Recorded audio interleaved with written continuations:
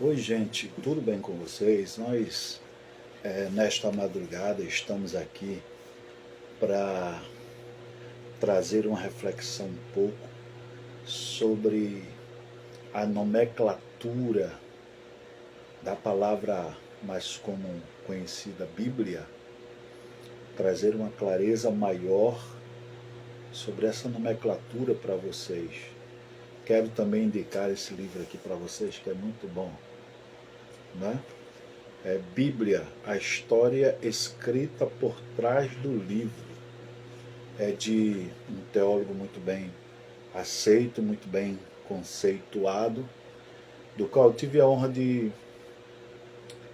ter uma matéria com ele, ou estudar com ele uma matéria, que é o Esdras Cabral, aqui do Pernambuco, da nossa terra, mais conhecido no Brasil e fora também do Brasil. Um homem que tem uma bagagem muito grande, um conhecimento que pesquisou muito a fundo várias questões, vários temas de várias matérias.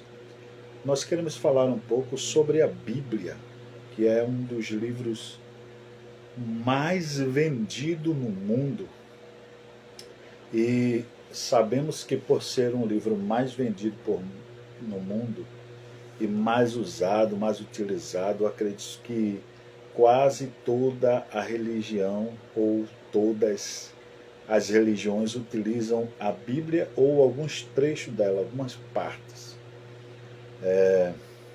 A Torá, que são os Pentateucos, os primeiros 5 livros da Bíblia, Gênesis, Êxodo, Levítico, Número e Deuteronômio. Essa é a Torá.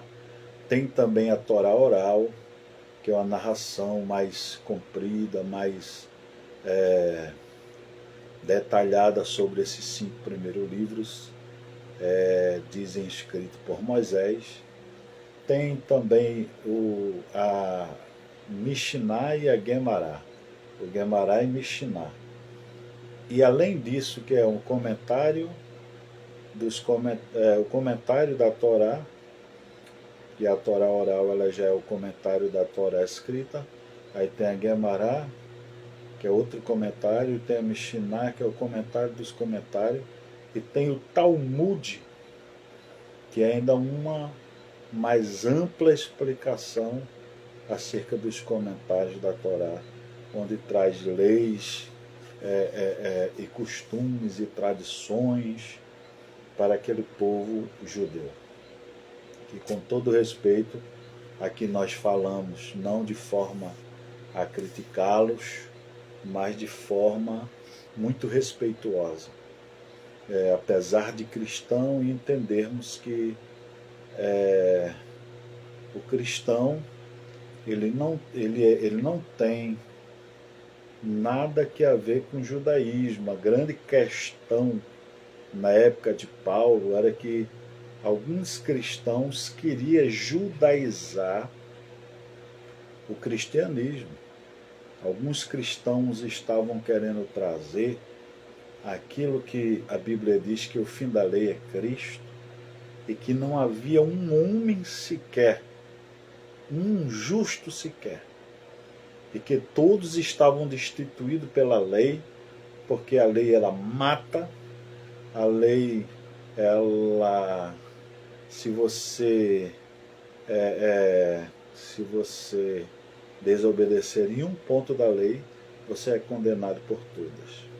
E agora mesmo, provavelmente, quando eu digo provavelmente, eu digo que existem provas de que não tem como você obedecer à lei. Primeiro, que não tem mais templo, muitos mandamentos que era para ser ali atendido no templo, não é mais possível.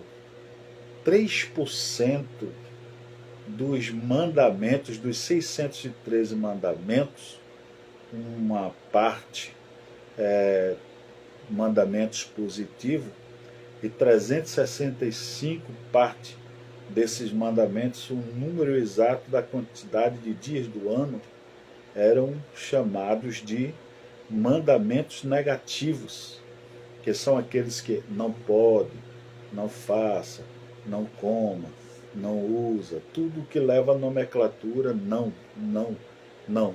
São chamados de mandamentos negativos. Está dando para compreender? Mas aí falando um pouco da Bíblia, que ela já é o quê? Um conjunto, ela não é só a Torá, ela não é só a Torá escrita, a Torá oral, a Torá, o Guemará, a Mishiná, o Talmud, mas ela é o conjunto completo de livros que totalizam 66 livros,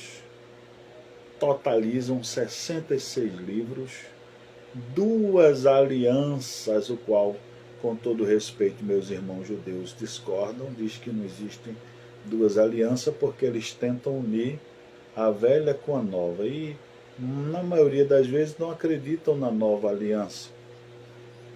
Eles dizem que a nova aliança no Novo Testamento não é válida. Mas eu já falei aqui em outros vídeos que existe uma ciência que julga isso. E o nome dessa ciência é a ciência da manuscritologia. Ela afirma, inclusive nesse livro aqui do professor e teólogo Esdras Cabral, vai falar sobre isso, né?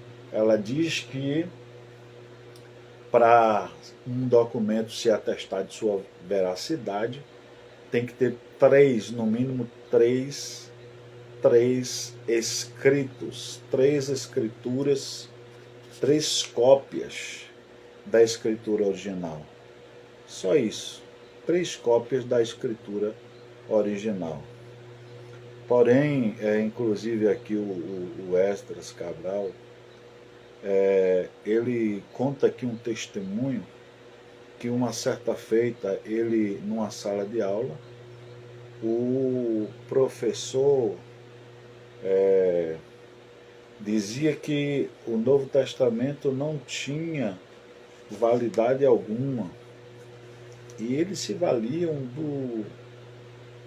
dos filósofos, né, da visão filósofa.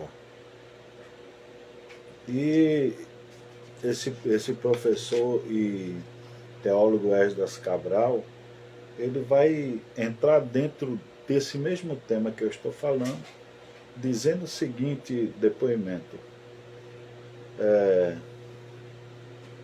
que as escrituras sagradas, ela é muito mais válida e muito mais bem aceita do que todas as escrituras e os escritos dos filósofos citados também na época. Porque ele vai dizer o seguinte, ele vai dizer que o filósofo que tem mais escritos é Heródoto. Ele tem cópias ali, são 8 cópias comprovadas do filósofo Heródoto.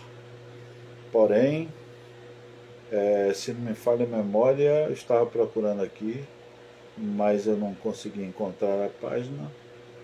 Mas ele diz o seguinte, se não me falha a memória, o Novo Testamento, só ele tem mais de 400 cópias, ou aproximadamente 400 cópias.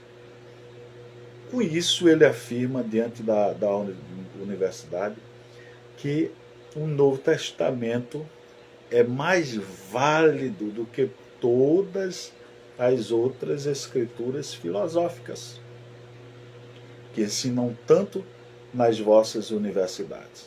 Estou falando aqui desse livro, leia a Bíblia, a história escrita por trás do livro. Isso é uma pesquisa científica. Aqui ele não está falando do que ele acha, nem do que ele pensa. Ele foi atrás dos fatos.